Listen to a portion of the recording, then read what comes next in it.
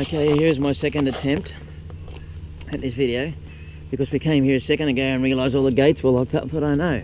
The situation is, this carpet python that we caught mudgeeraba 3 or so days ago, that had the horrendous cuts all the way down its body. Michael Woodcock from the vet lounge panel beat it into shape, a couple of hundred stitches. Unfortunately, the snake's missing an eye. Those stitches are dissolvable, so we can just release it.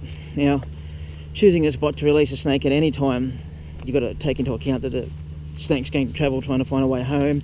Could come across people with, you know, backyards with Rottweilers, or even people full stop, cross roads, get into trouble. Now, this snake, having lost an eye, plus obviously wouldn't be feeling so friggin' crash hot, you've got to take into account a lot more as to what can happen to it. Now, I've got regular customers here, Perry and Michelle, who probably, 16 years ago or something, I met them through rehabbing ducks, believe it or not. They have become regular customers of mine. I would say I've removed over 20 eastern browns. Now, if you look, they own a macadamia farm. Macadamias attract the rats, and rats attract the snakes. They live in Willowvale, one of the suburbs where you can get the big kick-ass eastern browns. And some of the biggest eastern browns I caught were here at Perry's property. Now, each time I come to Perry's property to remove an eastern brown or two, he always says to me, what carpets have you got? And he asks me to release the smaller carpets on his property because they knock off the rats. Now, his hobby is doing up cars, and he has a number of lovelies that he does up in his shed, and those bloody rats get in there and chew it up. So it's always a pleasure for him to have the rats around, because they do him a favour in a number of ways. Now, I drove out here this morning to his address and the gates were locked, and I thought, oh no. And I gave up, and I was racking my brain driving home to think where I can find an appropriate release site. And then Brooke went through my phone from months and months back to find a text that his wife had sent us. And I tried ringing her, and the phone rang out, and then I remembered that his phone number wasn't too different to his wife's. So I took a punt, stab in the dark, and I got his number. He told me to break into his property. So here I am walking down through his macadamia farm to release this carpet in his shed, where he's got the big silos next to it, and with all the macadamia nuts, and there's heaps of rats around, so there'll be plenty of food for a one-eyed carpet. And no arsehole humans, no dogs. I mean, he's even got snake repellers, so the carpet will be really, really happy. I'll turn around so you can get a gist of where we're letting it go. You can see there's nothing to hit but the heights. It's a beautiful, beautiful property, and these people have got really, really good attitude with animals. And a carpet or a snake full stop that's injured or sick, they usually try and bump their temperature up fairly high, and to be able to sit in a shed uninterrupted on a very quiet property like this is great for him.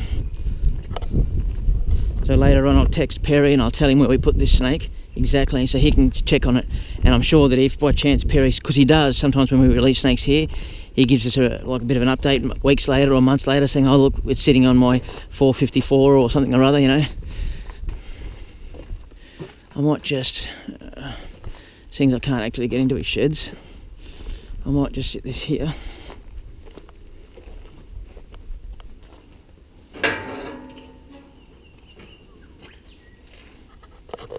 And just stick him up on the old engine pots. And that way, plenty of either get cool, a good thermal gradient, get a cool spot or a hot spot, stick himself in the temperature he needs to be. With what?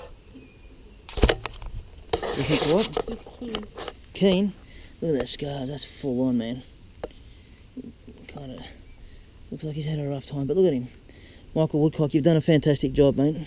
He's got a missing eye there, unfortunately, but this eye here is fine. And check the attitude on this wild snake, even though it's been to hell and back. It's pretty okay, which is pretty good. And look at all the purpley coloured stitches there. So let's put this guy up a bit higher so he can be relaxed. Ouch. Pardon? No, not me, buddy.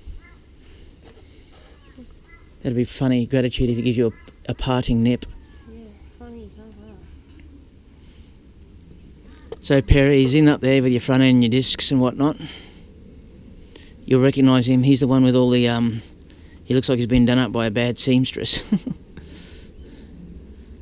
But it's amazing he's still alive and okay. That's good. He has the fuzzy effect of the carpet. And look at the property he's got. Nothing to hit but the heights and a shitload of rats. Awesome, mate. Thank you, Vet Lounge and the ladies who also helped out, and thank you, Perry. You've done a good job.